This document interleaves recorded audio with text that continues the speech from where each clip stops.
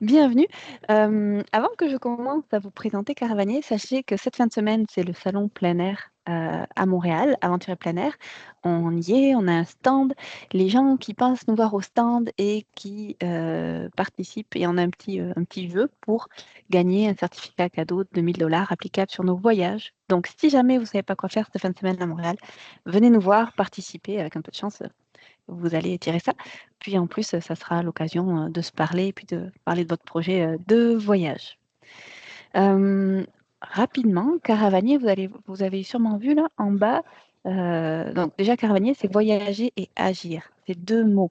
En fait, nous sommes convaincus chez Caravanier que la marche, le trek ou le kayak de mer pour d'autres destinations, c'est la plus belle manière de voyager. Puis nous, chez Caravanier, on veut avoir un impact positif, que ce soit au niveau social, quand on rencontre, pour les populations qu'on rencontre, puis au niveau environnemental. Donc, on veut être des hôtes respectueux quand on voyage. Et donc, puis même le niveau, notre engagement, on l'a bien sûr quand on voyage, puis même en tant que responsabilité d'agence, on essaie de faire bouger les choses dans le milieu des agences de voyage au Québec, mais même plus large, on essaie de, c'est ça, d'avoir un impact là aussi et de faire un petit effet boule de neige. Donc, ce que nous faisons, c'est que nous guidons des voyageurs à pied, en kayak de mer, sur les plus beaux sentiers puis les plus belles mers du monde depuis 1998. On est un petit camp de base ici à Montréal. On est 7-8 spécialistes et puis la plupart d'entre nous guidons aussi. Euh, donc, je vais nous présenter.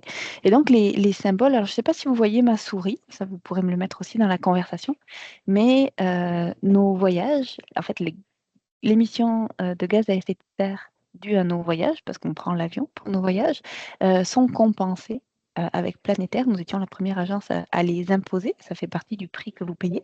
Et il y a aussi dans le prix que vous payez 1% qui est remis au mouvement 1% pour la planète, la partie québécoise, ce qui permet de financer des actions ici au Québec et notamment autour de la protection de la magpie. Et puis, bien sûr, on applique les principes centrales. On est une petite équipe, donc je vous disais, on est 7, 8, 9, 10, ça dépend au bureau ici. Et la plupart d'entre nous guidons. Donc là, bon, je vous les présente pas ce soir, mais pour vous parler de l'Amérique du Sud, donc moi, c'est Julie. Je me suis longtemps occupée de l'Amérique du Sud au bureau Caravanier. Je l'ai beaucoup guidé aussi. Mais désormais, c'est Astrid qui est la responsable des voyages en Amérique du Sud chez Caravanier. Et puis, c'est avec elle que vous parlez quand vous voulez y aller ou si vous avez des questions. Donc, elle sera au salon plein air samedi et dimanche, moi aussi. Donc, vous pouvez me parler à l'une des deux, mais généralement au téléphone, c'est avec Astrid que vous parlerez. Donc, les treks d'envergure en Amérique du Sud, notre top 4. C'est très difficile de faire un top 4. Donc là, on s'est dit, bah, tiens, l'Himalaya est vraiment très connu pour la beauté de ses treks. Et puis, c'est facile de retourner plusieurs et plusieurs fois au Népal, en Himalaya, pour faire d'autres treks. C'est un peu une évidence. Mais en fait, à force, nous, d'y aller et d'y retourner, les spécialistes d'Amérique du Sud, on a ressenti cette même évidence que c'est vraiment un territoire pour ceux qui aiment les gros treks d'une vie. Il y a de quoi jouer. Donc, on a fait notre top 4. C'est subjectif. D'autres auraient d'autres idées, bien sûr. Mais là, on s'adresse aux gens qui ont envie de marcher, de faire des vrais gros treks, un peu comme ce qu'on vit en Himalaya, mais dans les Andes. Donc, on a 4 voyages. Ici, vous n'en voyez que 3. Donc, tout au nord, c'est la cordillère du Huayhuash, c'est au Pérou, avec le départ à La Paz. Ici, dans la région de Cusco, on a le massif de l'Ausangate. Je vous en parle en premier. Et puis, hop, vous avez vu ici la petite frontière entre le Pérou et la Bolivie qui traverse le lac Titicaca. Donc, de l'autre côté, on a le massif de l'Apolobamba, la cordillère Apolobamba. Puis notre quatrième, il est en Patagonie. Alors ça, il fallait une autre carte parce que la Patagonie, c'est vraiment complètement au sud. Et notre quatrième, il se décline sur deux zones. Donc, la région de Cochamó, ici au nord, et puis vraiment à l'extrême sud de la Patagonie, là, la région du Torres del Paine, euh, où on passe quand même pas mal de temps. On fait notre gros trek, il est dans la région du Torres del Paine. C'est ce dont je vous parle ce soir. Le premier, c'est Ausangate. Donc, je vous avais dit, le massif de l'Ausangate, c'est un des apous. Au Pérou, donc c'est celui qui est ici, vous voyez, la région de Cusco. Je vais vous le remettre un petit peu plus, je vous ai fait une carte un peu plus précise. Donc, euh, concrètement, l'aéroport est à Cusco. Puis on va s'acclimater avec ce que je vous ai souligné en jaune, c'est la vallée sacrée en fait. Et donc l'idée, c'est vraiment d'aller voir en fait pourquoi on fait ça. C'est pour connaître la culture qui est derrière. Donc ça va être notre trek le plus culturel parce qu'on va y voir bien sûr le Pérou devant nous, mais aussi toute l'histoire des Incas. Après l'acclimatation dans la vallée sacrée, on va monter dans la cordillère ici, qui est ici la cordillère de l'Urubamba, pour un premier petit trek d'acclimatation de 3 jours, très beau, qui va être l'occasion de rencontrer du monde. Puis ensuite, on va passer par Ollantaytambo, il y a encore des ruines superbes à voir, et on va aller visiter le Machu Picchu. Là, pour ce soir, j'ai pas mis de photos des sites et des différents sites qu'on voit. C'est une erreur, mais on a vraiment toute une belle partie sur la connaissance de l'histoire, des sites, de la symbolique, etc. Et puis ensuite, on va marcher donc dans cette zone ici, c'est notre partie, notre gros trek autour de l'Ausangate.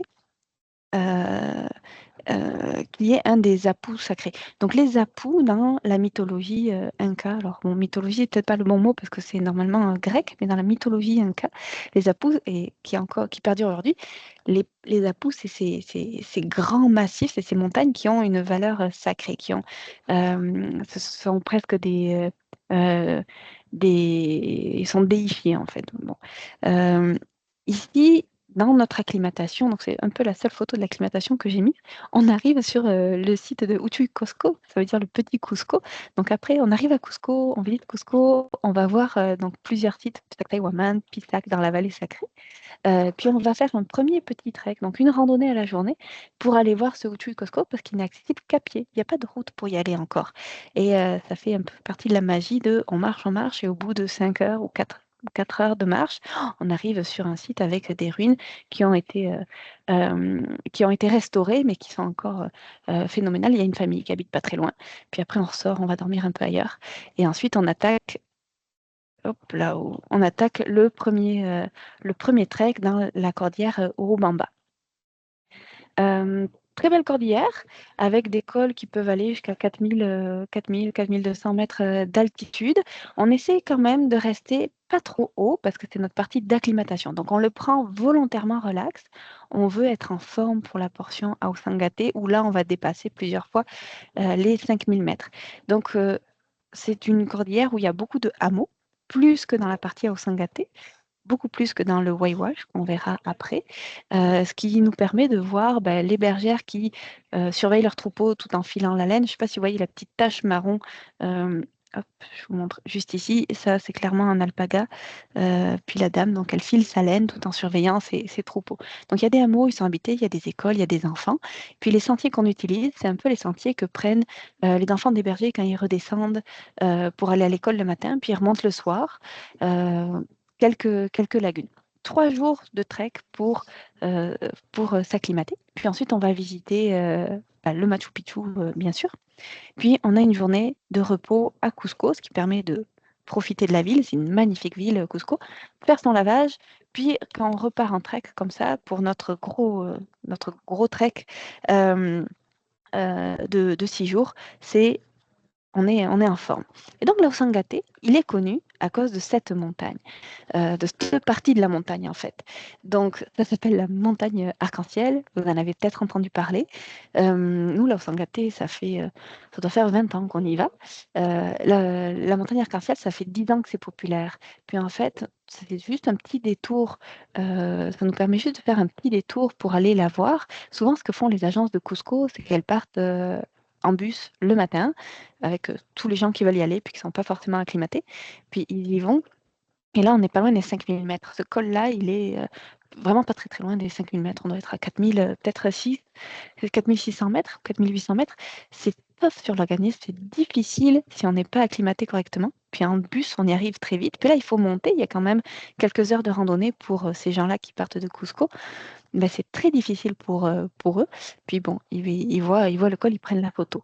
Nous, on l'a intégré à notre itinéraire. Donc, sur le tour de l'Osangate qu'on fait, on va faire un petit détour pour aller le voir, puis on va repartir et rejoindre notre itinéraire un peu plus loin. Quand on arrive là, on est parfaitement acclimaté, puis on le voit de plus loin. On a comme cette satisfaction d'y arriver aussi, après avoir marché plusieurs jours. C'est vraiment très plaisant. Mais ce n'est qu'une partie du trek et c'est clairement, bah, c'est très beau, on s'entend, mais c'est pas forcément la plus belle. Donc là, vous voyez, le massif, on le voit bien, puis on se rapproche petit à petit. Donc là, c'est encore les zones au départ qui sont habitées avec des vaches, des lamas un petit peu plus loin, des alpacas, des brebis sûrement, donc des petits hameaux. Mais ensuite, on rentre dans des chemins où là, on va passer des cols plus hauts. Puis là, c'est beaucoup moins habité. Il peut y avoir quelques hameaux, mais les conditions sont assez dures, donc moins de monde. Les bagages sont transportés par mule et par chevaux. Donc on a toujours un cheval d'assistance au cas où que quelqu'un ait de la misère une journée. Nos guides sont formés pour tout ce qui est premiers soins et pour tout ce qui est altitude, parce que c'est primordial. Ceci dit, en fait, donc, si jamais le guide il voit que l'état d'un voyageur est un enjeu pour sa santé, ben là, ok, c'est évacuation. Puis les chevaux aident souvent à évacuer. Il n'y a pas d'hélicoptère au Pérou. Donc évacuation à cheval, des jeeps, ce qu'il faut, mais on vous évacue. Si votre état, c'est pas un enjeu, donc là, ça serait dommage si une journée vous êtes un peu fatigué ou si vous avez un peu mal au genou et que vous avez besoin d'une heure de break, bah, c'est correct. Vous embarquez sur le cheval. Puis si ça peut vous permettre de passer un beau trek par la suite, c'est parfait.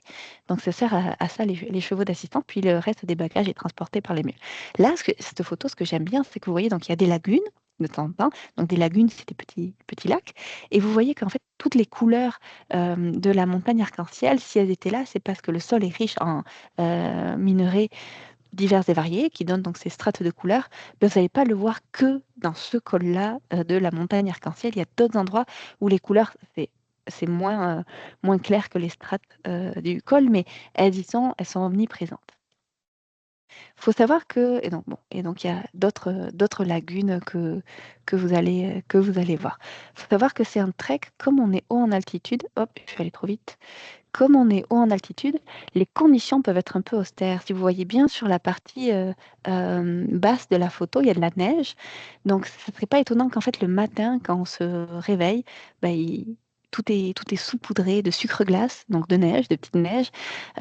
Si jamais il y a du mauvais temps qui s'installe ou qui s'est installé dans les jours précédents, ben, le col va être enneigé, il faut s'attendre à marcher dans la neige. Ça fait partie du jeu.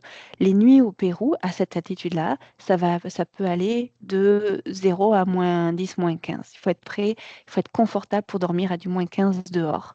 Donc avoir l'équipement qui va avec. Dans tous nos voyages, on fournit une liste d'équipements qui est très détaillée. Puis on a une rencontre avant le départ avec les spécialistes aussi qui permet de passer à travers toutes les questions. Donc on veut vraiment que nos voyageurs partent bien préparés. Puis un mot sur notre équipe au Pérou. Nos cuisiniers au Pérou font des petits miracles. Alors ça, c'est la partie cute. On mange vraiment très bien au Pérou. J'ai pas mis beaucoup de photos. J'aurais pu en mettre plus, mais je voulais pas comprendre toute votre soirée non plus. Mais donc le midi, général, donc les déjeuners, ils sont copieux, ils sont riches, ils sont très variés. On a autant de protéines qu'il faut. Vraiment, c'est vraiment très équilibré, puis c'est très savoureux.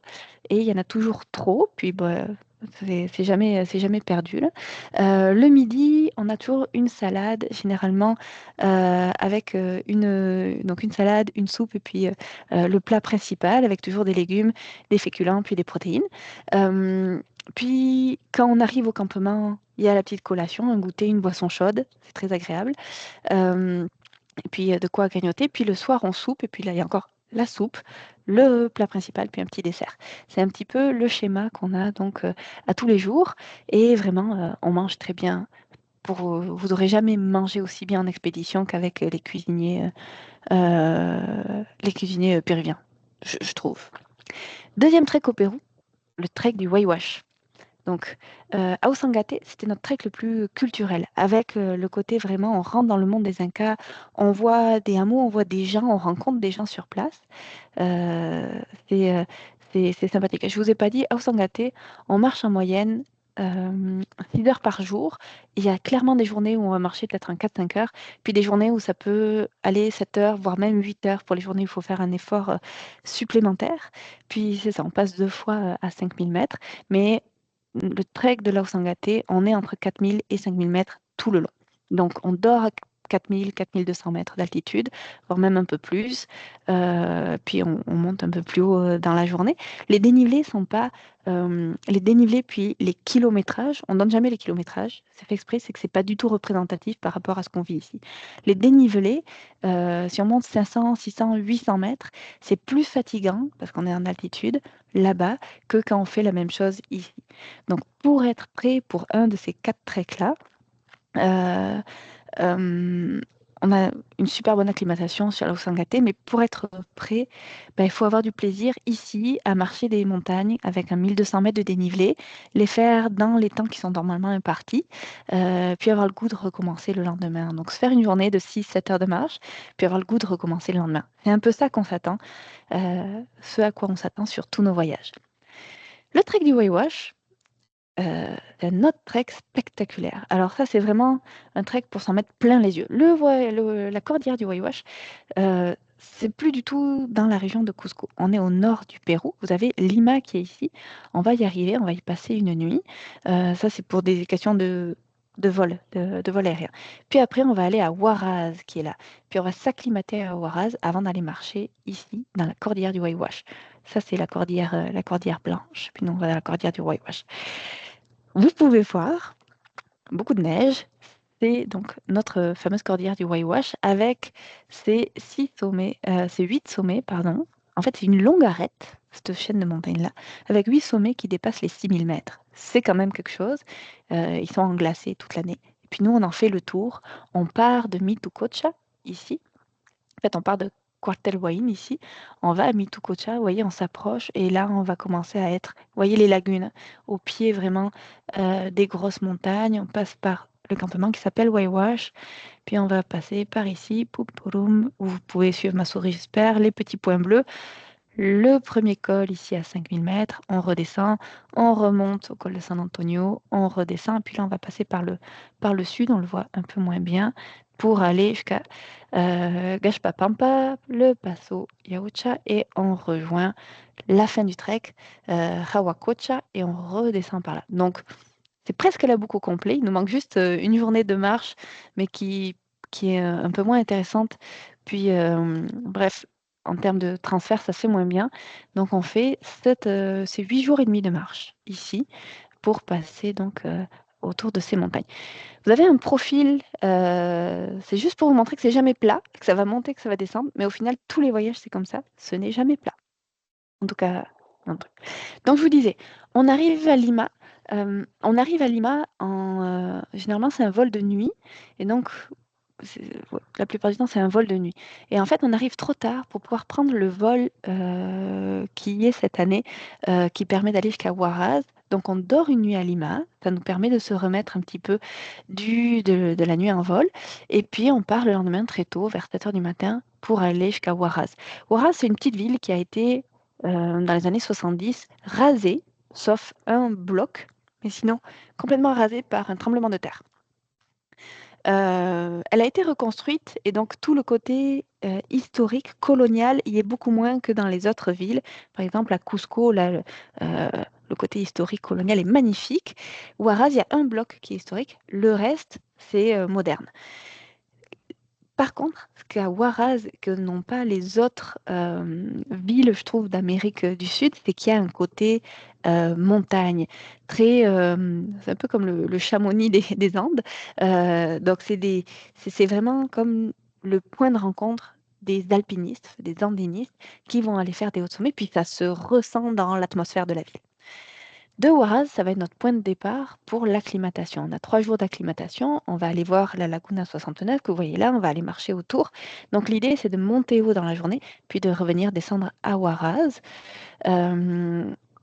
Donc 2 treks comme ça. Puis le 3e jour, on va marcher, on va rouler jusqu'à Chavin de Huantar. Ça nous fait passer un col qui est très haut en altitude, redescendre. Là, on a un véhicule, fait que on le prend cool, toujours pareil. Le but, c'est vraiment d'y aller mollo au début pour bien s'acclimater. Chavin de Huantar, c'est un site archéologique qui est bien plus vieux que les Incas. Parce que les Incas, c'est la civilisation qui a disparu quand Christophe Colomb, en gros, est arrivé. Donc les Incas, c'est vraiment du 12e au 15e siècle. C'est tout, ou même du 13e au 15e siècle. Ça a été très court. Chavin de Huantar, c'est avant Jésus-Christ. Donc là, on est sur, puis longtemps avant Jésus-Christ, et c'est donc une civilisation qui avait compris des choses mathématiques qui étaient assez folles. Ça, vous allez le voir sur place, j'en parle pas plus. C'est moins construit que le Machu Picchu, que ce que les Incas faisaient, mais il y a quand même une logique qui est assez fascinante. C'est un site unique. Donc on y va, ça permet de s'acclimater, et puis ensuite on finit la route pour aller jusqu'à un petit village qui est pas très loin du point de départ, et on y dort encore une nuit avant d'attaquer pour de vrai la, le trek. Et donc le trek, nos 9 jours de marche, ça c'est une des photos, comme une des vues les plus mythiques. Euh, Ce trek-là, c'est vraiment, donc bon, les chemins sont faciles, sont bons, c'est des bons chemins, à part peut-être un ou deux petites descentes de col qui va être un peu plus technique, mais sinon on a des bons chemins. Les bagages, je pense que je vous ai mis des photos. Avant de parler de bagages, je vous parle des condors. Donc c'est un des endroits où on voit le plus de condors dans tous nos voyages. Donc le condor qui étant l'oiseau le plus grand, qui est fascinant. Donc ça, c'est moi qui ai pris la photo, c'était premier jour de trek, et là, on avait monté un petit col, puis là, on redescendait, on allait vers le campement qu'on voit, je pense, juste après. Puis là, tout d'un coup, paf, un condor. Juste là, c'était vraiment super beau.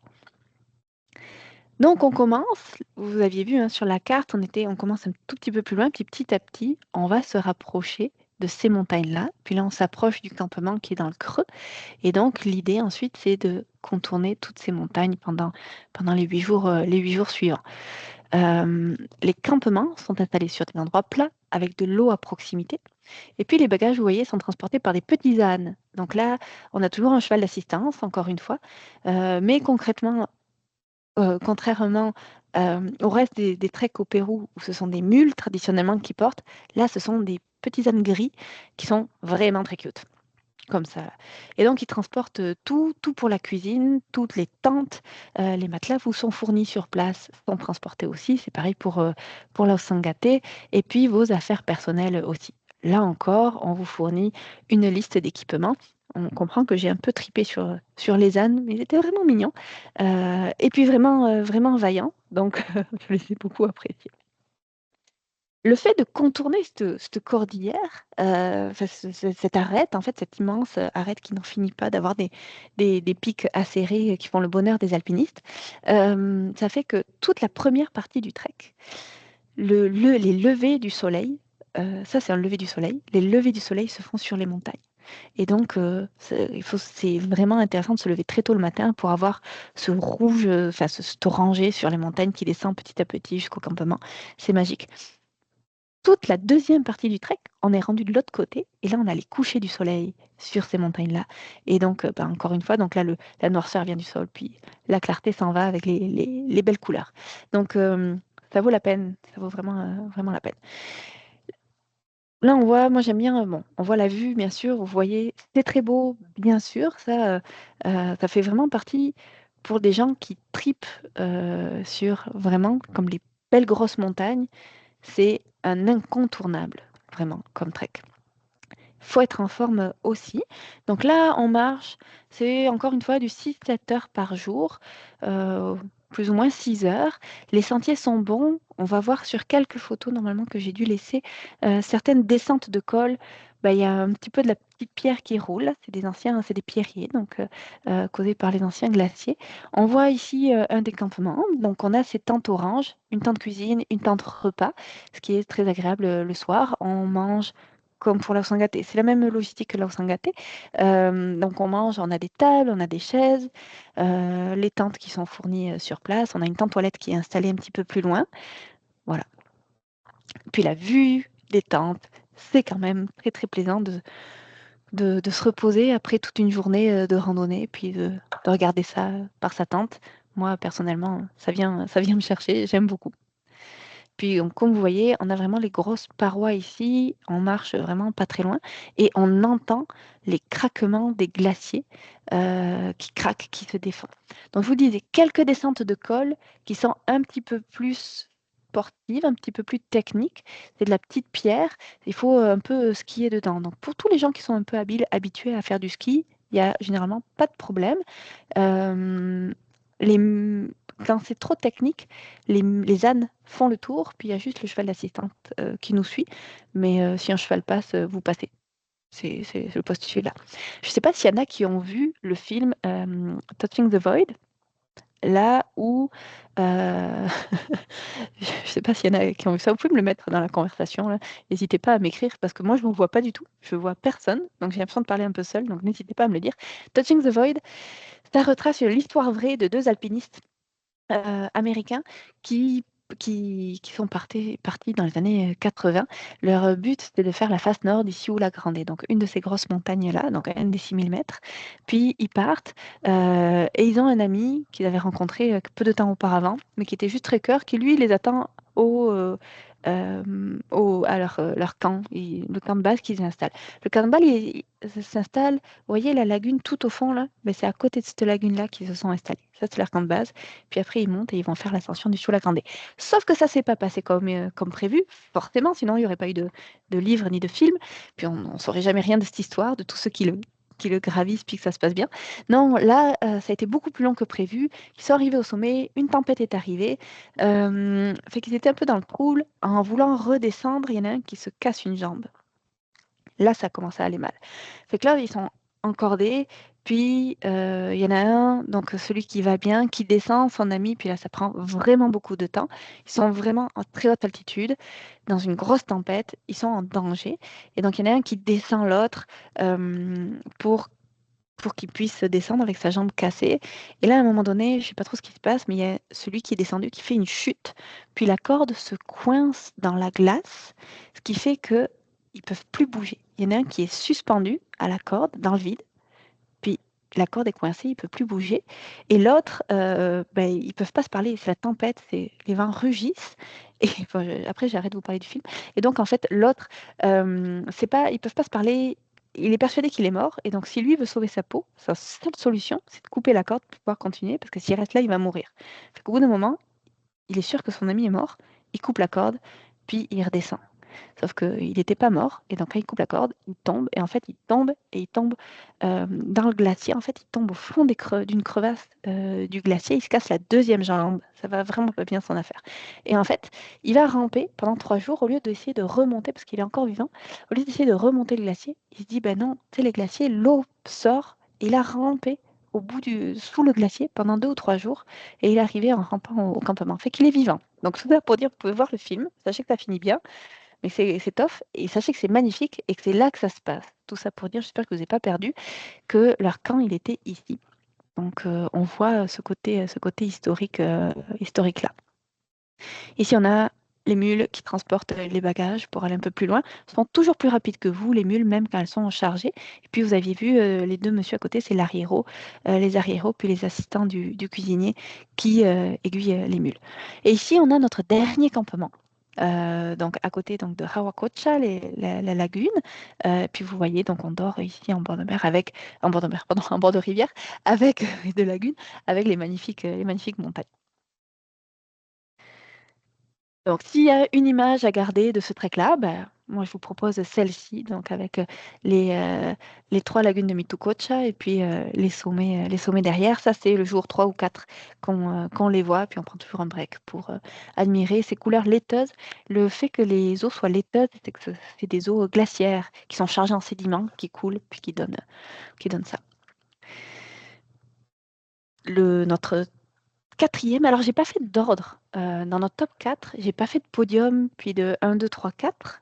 Je vous présente parce que ça dépend vraiment des personnes. Euh, donc, je vous les présente en vrac, sans logique aucune. Puis, c'est à vous de voir lequel va être le vôtre d'ordre. Euh, le premier voyage dont je vous ai parlé, à Hossangate, c'est 18 jours au total avec les avions et tout ça. Le deuxième, le Waiwash, c'est 16 jours. C'est pour tous ceux qui sont jamais allés à Cusco, vous pouvez très bien combiner les deux voyages si ça donne dans les dates puis dans vos dates. Mais si vous n'avez pas l'occasion de faire un deuxième trek, comme d'enchaîner les deux treks, c'est bien correct. Comme Waiwash ne va pas du tout dans la région de Cusco, vous pouvez tout à fait, on a prévu une extension, un 4-5 jours de plus pour aller voir toute la région de Cusco, la vallée sacrée, le Machu Picchu bien sûr. Ça se fait très bien avant, comme ça vous avez une acclimatation qui est meilleure et vous passez votre trek encore mieux. Donc vraiment, n'hésitez pas. On a à côté notre voyage du Waiwash un tout petit peu plus exigeant que l'Ausangate, justement parce qu'il est un tout petit peu plus difficile sur l'altitude. Là encore, on dort toujours entre 4000, enfin, on dort toujours autour de 4000, 4200, 4004, peut-être même un peu plus, 4200, 4400 mètres. Puis on monte deux fois à des cols à plus de 5000 mètres. Et là, on attaque l'Apollo Bamba.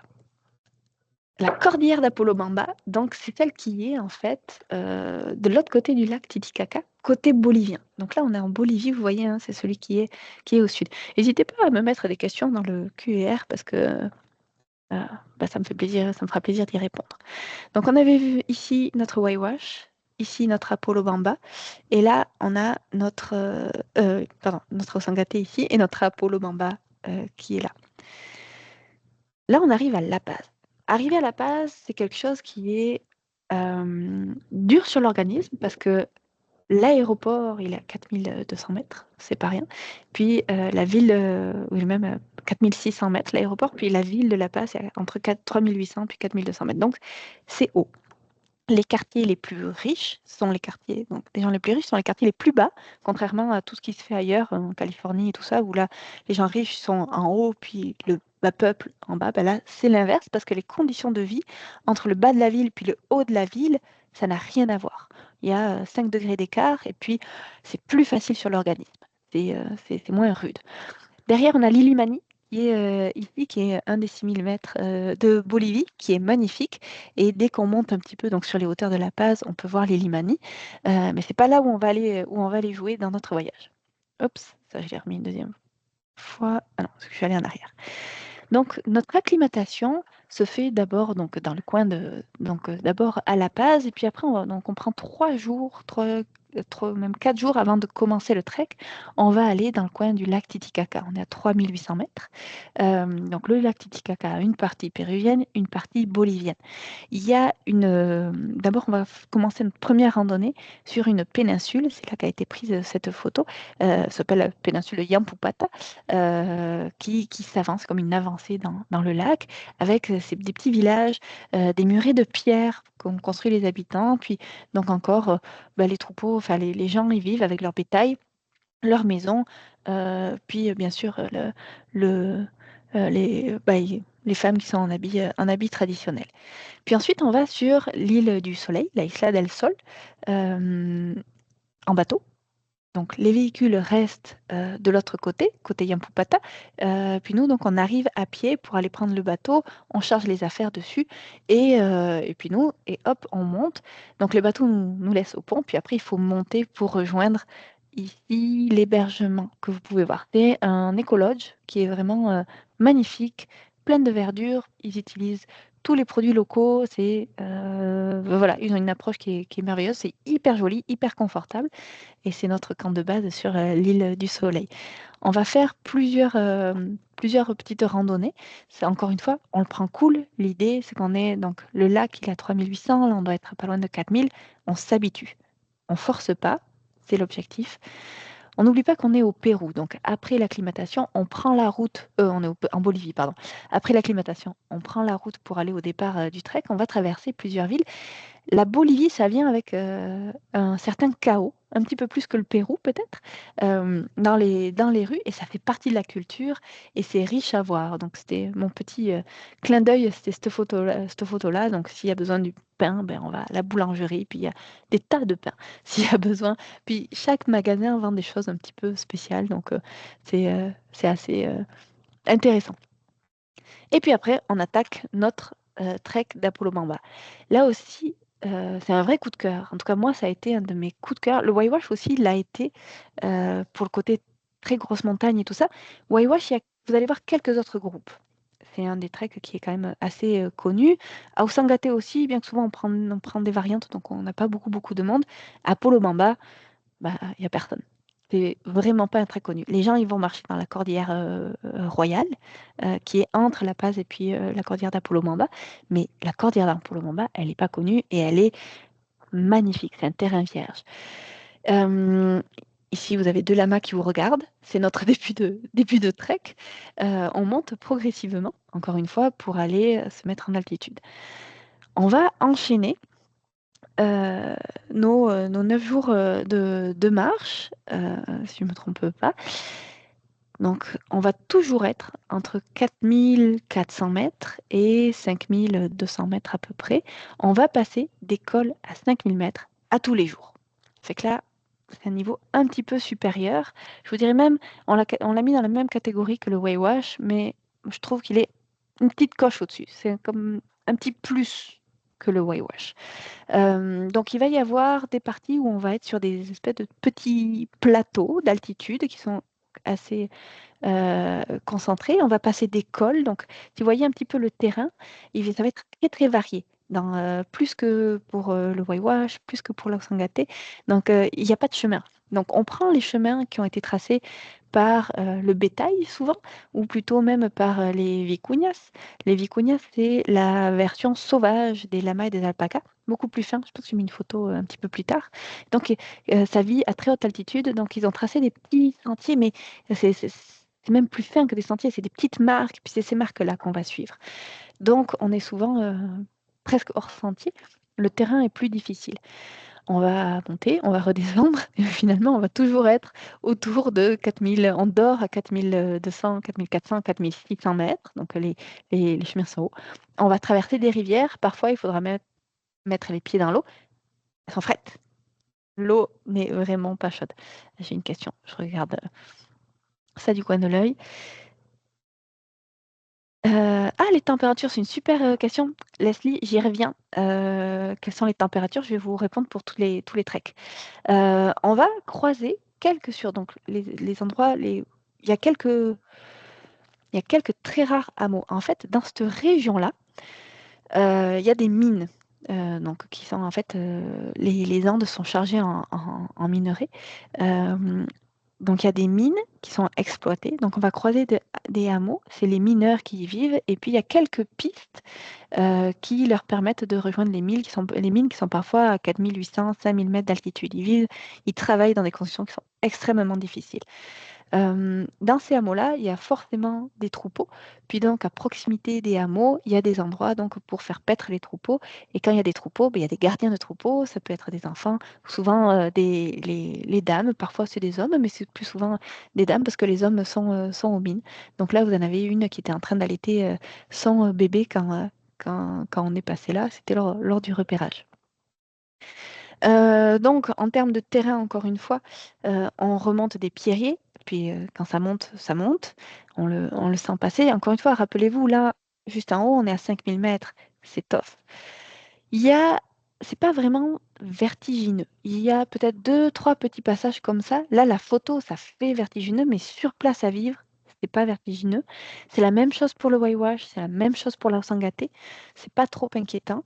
Il y a quelques passages, en fait, où quand on redescend des cols, ce que la photo que vous avez pu voir sur la Sangate, sur le Waiwash, où effectivement, c'est un peu impressionnant, mais c'est un peu comme du ski au final. Donc, c'est pas plus à pic que faire du ski. Donc ça se passe bien. Puis là, c'est un petit passage, 5 mètres, mais au final, c'est pas si épeurant. Là, c'est une petite crête, on remonte, c'est un peu plus sablonneux. Donc on recule un petit peu à chaque pas. Les bâtons de marche, ça aide vraiment. Encore une fois, on est haut en altitude. Ici encore, petite traversée sablonneuse.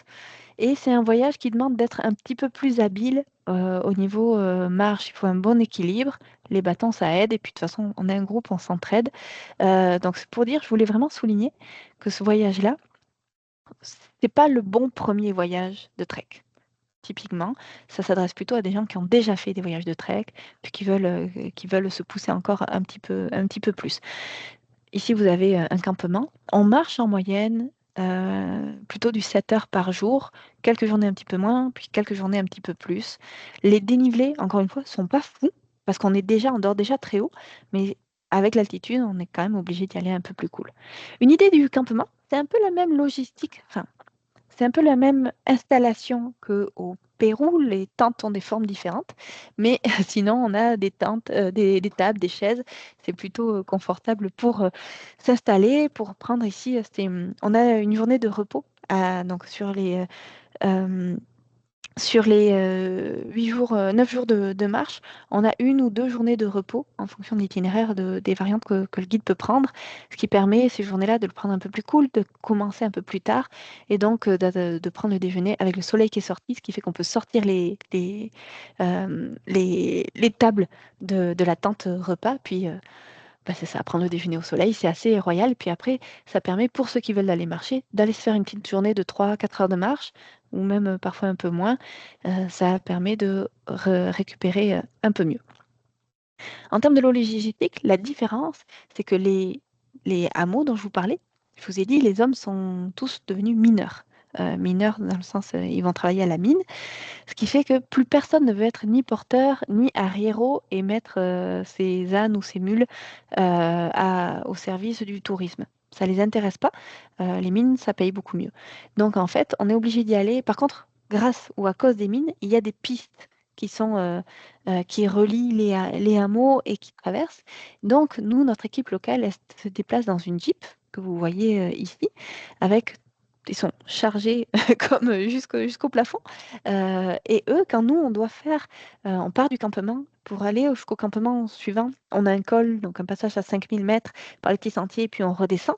Et mettons que pour nous, ça va être un 7 heures de marche, mais à vol d'oiseau, ça doit être 15 kilomètres, même pas, peut-être même moins. Eux, ils vont faire 4 heures de route ou peut-être 6 heures de route par ces routes-là, parce que ben, c'est pas aussi direct et il n'y a pas des routes dans tous les sens et c'est tant mieux dans la montagne. Et puis surtout, c'est vraiment pas des pistes qui sont euh, faciles à rouler. Voilà. S'il y a besoin d'évacuer, il n'y a pas d'hélicoptère non plus, donc c'est en jeep qu'on évacue quelqu'un qui aurait un problème. On continue dans les types de terrains qu'on rencontre. Ça, normalement, c'est rempli d'eau.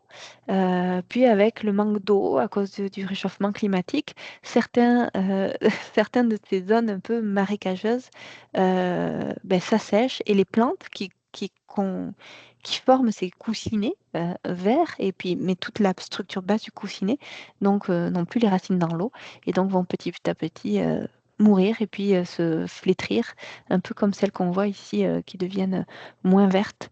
C'est ça. Donc, c'est assez rigolo, c'est un peu spongieux, c'est assez drôle de marcher dessus. Heureusement, il en reste qui sont encore remplis d'eau, heureusement, et ça fait beaucoup de peine. Donc ici, on voit donc un des lacs. Euh, Au-delà de ces montagnes, en fait, c'est la frontière avec le Pérou. Donc on est vraiment pas très très loin. Ici, vous voyez les randonneurs en tout petit.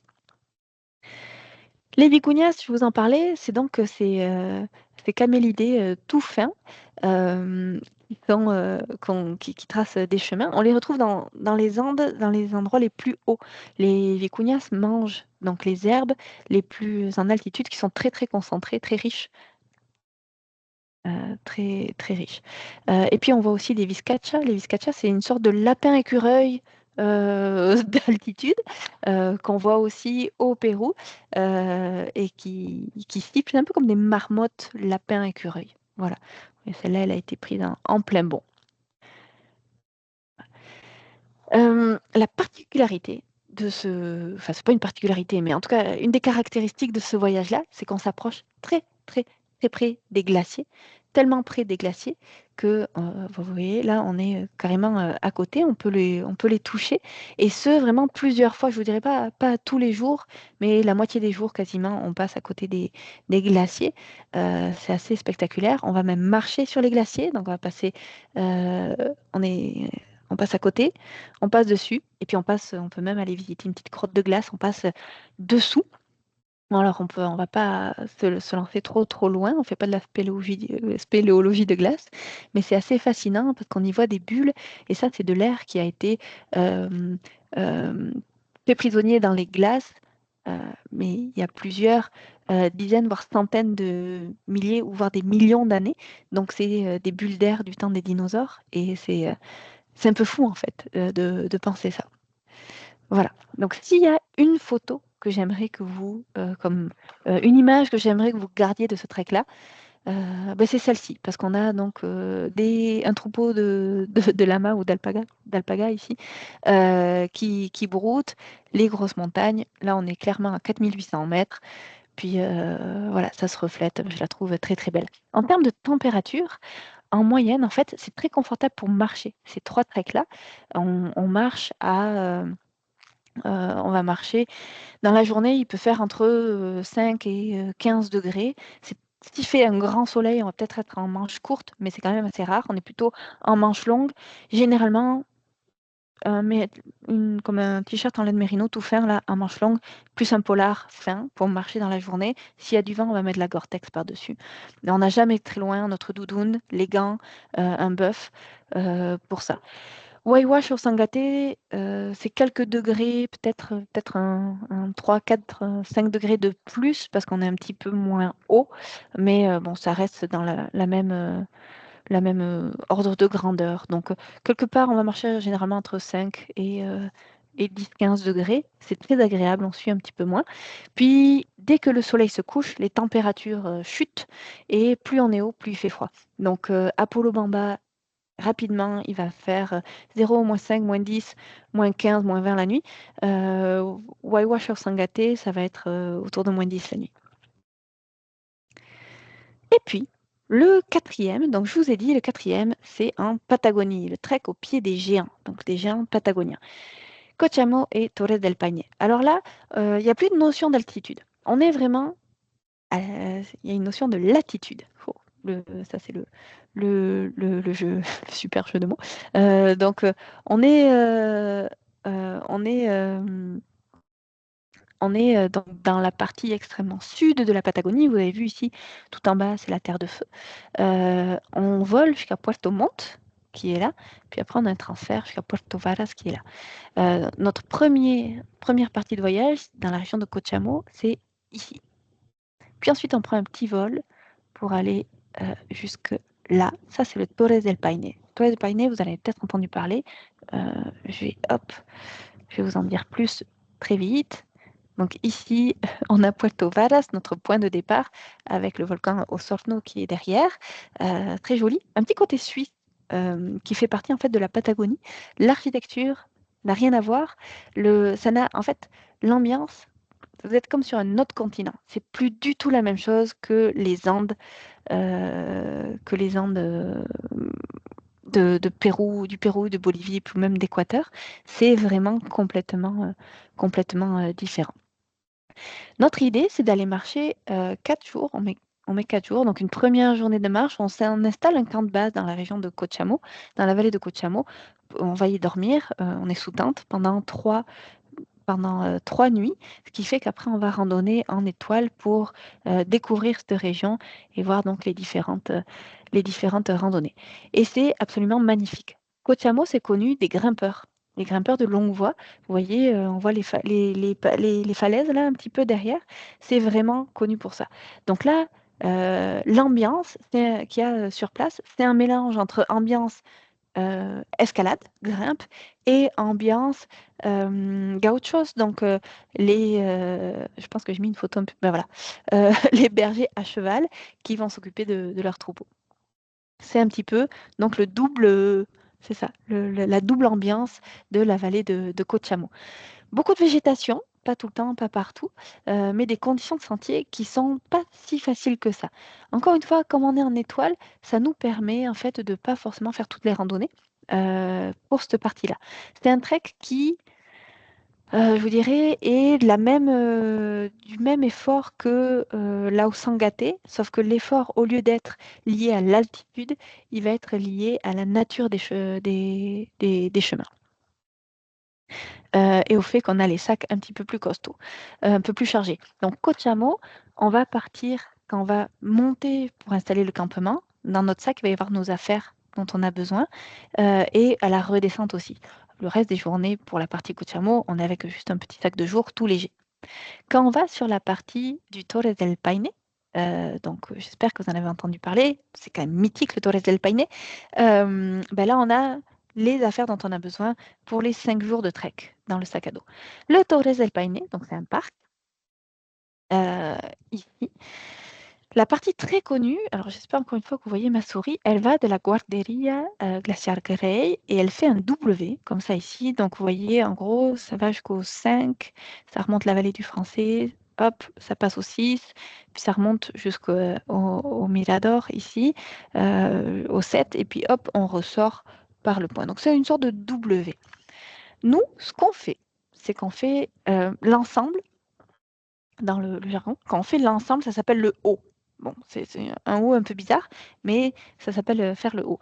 Nous, on fait la partie nord du haut, donc la partie qui n'est pas fréquentée. Le W, il est fréquenté, il est spectaculaire, c'est magnifique, mais il y a quand même beaucoup de monde qui y va. On le propose en liberté, mais pour des groupes, ça s'y prête un peu moins bien. Donc, ce qu'on fait, c'est qu'on fait la partie nord, on va partir ici, et on va marcher, on va camper, pom, pom, pom, on va marcher, on va passer quand même tout ce chemin-là jusque-là. Donc de là, on va reprendre le bateau pour aller continuer un petit peu plus bas. Donc l'idée de ces 5 jours-là, c'est que c'est complètement sauvage, très peu fréquenté. On passe le fameux col John Gardner, il est connu. C'est quand même à 1200 mètres de montée. Et donc c'est sachant qu'on a les affaires, on porte quand même une partie de nos affaires, et c'est magnifique.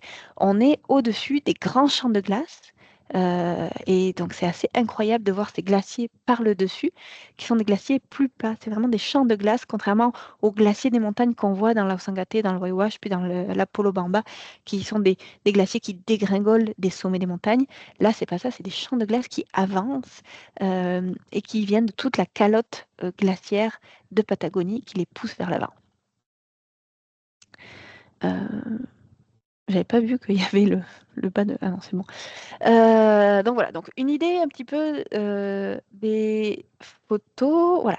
Une idée un petit peu du paysage.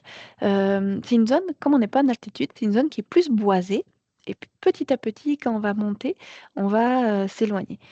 Remarquez un petit peu la neige, c'est-à-dire qu'on a beau y aller même pendant l'été, enfin on y va au printemps austral, donc ça veut dire que les saisons sont inversées. Waiwash, Ausangate, Apollo Bamba, ces trois-là, les 3 premiers, on y va pendant notre été à nous. Donc on peut y aller, pour l'Ausangate, on peut y aller à partir de mai à peu près. Waiwash, ça va être ouais, fin mai aussi. Puis on y va jusqu'en septembre à peu près. Donc c'est vraiment notre été d'ici. Patagonie, c'est inversé, hémisphère sud. On change, on est vraiment la pointe de l'hémisphère sud. Donc on y va pendant notre hiver à nous. Euh, hop là. Et donc il peut y avoir, enfin c'est notre hiver à nous, c'est leur été, mais il peut quand même y avoir, parce qu'on est dans des grandes latitudes, on est vraiment à la pointe sud, il peut y avoir des conditions un peu, un peu hivernal, un peu plus austère. Mais encore une fois, en termes de climat, de température, pardon, en termes de température, on s'attend à marcher, encore une fois, 5, 10, 15 degrés dans la journée. Les températures de nuit vont un peu moins descendre. Ça va être plutôt du -5, ça peut aller un peu -10, mais c'est rare. C'est plutôt du -5. Donc un peu moins froid le soir, puis la nuit. Voilà. Et là encore, donc des glaciers, c'est très très peu fréquenté ce haut parce que tout le monde se concentre sur le W, donc on est bien chanceux de pouvoir faire l'autre partie. Et puis ensuite, alors la photo elle est un peu floue, j'en suis désolée, on s'éloigne, on reste dans le parc, enfin dans les bordures du parc, on s'éloigne de la partie qu'on voit bien là, et on va aller, vous voyez ici, on va être dans une zone qui est complètement secrète en fait, qui est ici avec ce lac aux bouches. Et en fait, c'est la fin de la rivière del Rio Serrano. La fin de la rivière Serrano, c'est la même rivière qui rejoint jusqu'à Puerto Natales. Et donc, on va avoir 3 nuits dans un endroit un peu atypique qui permet en fait, c'est notre camp de base, puis là aussi on rayonne, donc ça va être un peu plus facile. C'est une petite trek de repos en fait, après les efforts de la première portion, enfin de la deuxième portion. Euh, il y a hors chemin, hors sentier. On est loin de sentiers balisés, il n'y a personne qui y va. Et en fait, notre contact, ah, ça c'est pour vous dire qu'on vit la culture gaucho quand même. Notre contact, ah ben tiens, notre contact a développé, donc dans la partie, ça c'est pas la photo qui correspond, a développé comme un petit hébergement un peu spécial et c'est notre camp de départ, mais vous allez mieux le voir en photo. Ça c'est la partie donc je vous disais, Cochamo, on campe. Dans la partie ici du haut, là, autour du Torres del Paine, on alterne entre des nuits sous tente, comme ça, puis des nuits en refuge. Et ça, c'est vraiment très confortable d'arriver, puis d'être en refuge. Les refuges patagons sont vraiment très charmants, très chaleureux. On s'y sent bien, on voudrait y rester longtemps. Et puis, la dernière partie, c'est comme un peu du glamping, une partie assez atypique, avec donc sous ces bulles, c'est les zones communes, et puis les chambres, c'est des petits bungalows comme ça où on dort. La dernière chose que je vous ai pas dit sur ce refuge, je passe en arrière, je reviendrai en avant, c'est que vous avez vu cette rivière-là, je vous ai parlé du Rio Serrano. Après nos 2 jours et demi en fait d'exploration de cette région-là, donc il y a une journée en fait, on fait une journée pour marcher pour arriver jusque-là, une journée où on explore vraiment, une matinée où on a encore le temps de regarder, donc c'est une journée plus 2 demi-journées. Ensuite, on prend le bateau. Et c'est en bateau qu'on va rejoindre Puerto Natales, ce qui est un peu fou. Le paysage est vraiment magnifique. Donc, une journée de petite croisière pour aller jusqu'à Puerto Natales pour la fin du trek, la fin du voyage. Et donc, ce que je voulais faire, hop, je suis désolée, je suis obligée de. Voilà. Si il y a une image que je voudrais que vous gardiez de ce voyage-là, c'est celle-ci, avec donc le champ de glace, puis ben, à quel point c'est magnifique la Patagonie. Vous verrez, en Patagonie, c'est jamais des forêts très hautes, parce que les conditions climatiques peuvent être rudes, et donc quand les conditions climatiques sont rudes, ben, les arbres, ils poussent souvent couchés, et puis pas très haut.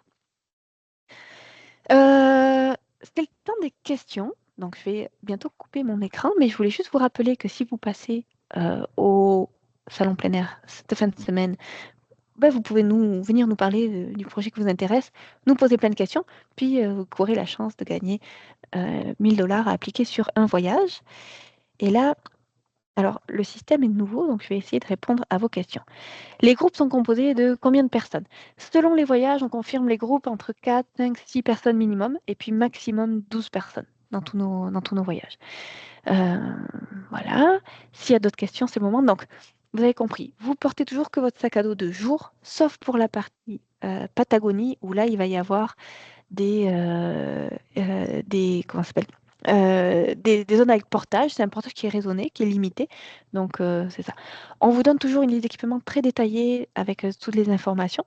Puis dans tous les cas, et particulièrement pour ces 4 treks-là qui sont quand même engagés, donc dans nos niveaux, on a le plus enfin le Waiwash et l'Apollo Bamba, pardon, Waiwash au Pérou et Apollo Bamba en Bolivie, ce sont nos treks qu'on a cotés comme exigeants, notre niveau 4. Les 2 autres sont une toute petite coche en dessous. C'est des treks qu'on a cotés comme soutenus, mais c'est du soutenu plus plus. L'un à cause de l'altitude, l'autre à cause du portage. Alors il y a des questions, je vais aller les voir. Natacha, quand il est question d'être en forme pour ce type de trek, qu'est-ce que ça veut dire? Alors, je vais répondre petit à petit. Pour être en forme dans ce type de trek, c'est qu'il faut avoir... En fait, je trouve que, bon, déjà, pour vous inscrire, vous allez parler donc, à Astrid, puis elle va vous poser plein de questions. On est obligé de sélectionner les voyageurs. On ne peut pas laisser partir n'importe qui. Certains de ces treks, là au Sangaté, ça peut être un premier trek pour des gens qui sont très en forme, puis qui ont l'habitude de faire du camping, qui ont déjà voyagé dans leur vie. Ça peut être un premier trek. Mais c'est quand même mettre la barre un peu haute dans tous les cas. Donc c'est quand même un peu mieux si vous êtes déjà testé sur d'autres treks. Mais dans tous les cas, c'est jamais, on vous demande jamais d'être des marathoniens ou d'être des athlètes. Ça dessert en altitude en fait. Donc ce qu'il faut, c'est avoir la capacité de marcher, mettant une randonnée, 1200 mètres de dénivelé. Ici, c'est quelque chose que vous allez faire comme entre 15 et 20 km ici, avec 1000, entre 1000 et 1400 mètres de dénivelé. Donc typiquement le mont Lafayette, pour ceux qui sont pas très loin, le mont Washington, des randos comme ça. Euh, c'est un très bon entraînement. Si vous les faites dans les temps qui sont impartis, puis que le lendemain, vous pouvez en faire une autre, encore une fois, un petit 800, 1000 mètres de dénivelé, ben, c'est que ça va bien, là, ça part bien. L'idéal, c'est d'aller se pratiquer, de réussir à se faire à un moment donné un 3 jours consécutifs. C'est pas toujours faisable dans nos vies, on en est conscient, mais c'est un bon départ. Et puis, c'est vraiment d'avoir du cardio euh, tout le temps, le plus possible dans sa vie. Donc, marcher, monter tous les escaliers possibles, courir, danser, nager, peu importe. Vraiment faire bouger le cardio. Puis ensuite, ça va être de travailler la musculation spécifique des jambes. Ça, on s'en parle avant le départ. On a, comment on vous aiguille dans la préparation. Puis ça vaut parfois la peine de s'inscrire comme à un coach au gym là, qui va vous donner des exercices pour muscler comme il faut vos jambes. Il n'y a pas de problème pour les végétariens. C'est sûr qu'il y a des endroits où il y a moins de choix parce que c'est moins courant. Puis il y a des endroits où c'est très carné, comme en Patagonie. De base, ils mangent beaucoup de viande. C'est comme ça. Mais ça reste que nous, on arrive toujours à faire fonctionner pour quelqu'un qui est végétarien. Pas de problème. Pour Natacha, vos questions, elles sont parfaites. Merci beaucoup. Pour donc, les tentes, c'est 2 personnes par tente. Si vous voyagez tout seul, on va vous jumeler avec quelqu'un qui est quelqu'un de même sexe, donc avec une autre femme si vous êtes une femme, pour les tentes. Il est possible, mais ça ne veut pas dire qu'on va tout le temps pouvoir le faire. Il est possible parfois de demander à être en tente simple. C'est plus difficile en Patagonie. Au Pérou, en Bolivie, généralement on est capable, mais on peut pas on n'aurait pas assez de tentes, puis pas assez de place en termes de logistique pour si on avait un groupe de 12 personnes qui voyagent seules, puis avoir 12 tentes simples, ça ne marcherait pas. Donc on a un nombre limité. Il y a un surcoût à payer, mais ça, ben, on vous en parle à l'inscription. Je vous laisse poser les autres questions. Si vous avez d'autres questions, c'est le moment. Je pense que j'ai fait le tour des questions. Quelqu'un avait la main levée, mais j'ai pas eu le temps d'attribuer la question. Donc c'est le moment. C'est le moment si vous voulez remettre vos questions. Sinon, j'ai été plus lente que prévu, mais j'espère que c'est bien passé quand même. Je vous laisse, je vous laisse pour la soirée. Leslie est en train d'écrire. Je vais attendre la question de Leslie, mais si vous avez déjà eu, c'est super. Donc je vous laisse passer une bonne soirée. Puis à bientôt. Merci à vous tous. Bye bye.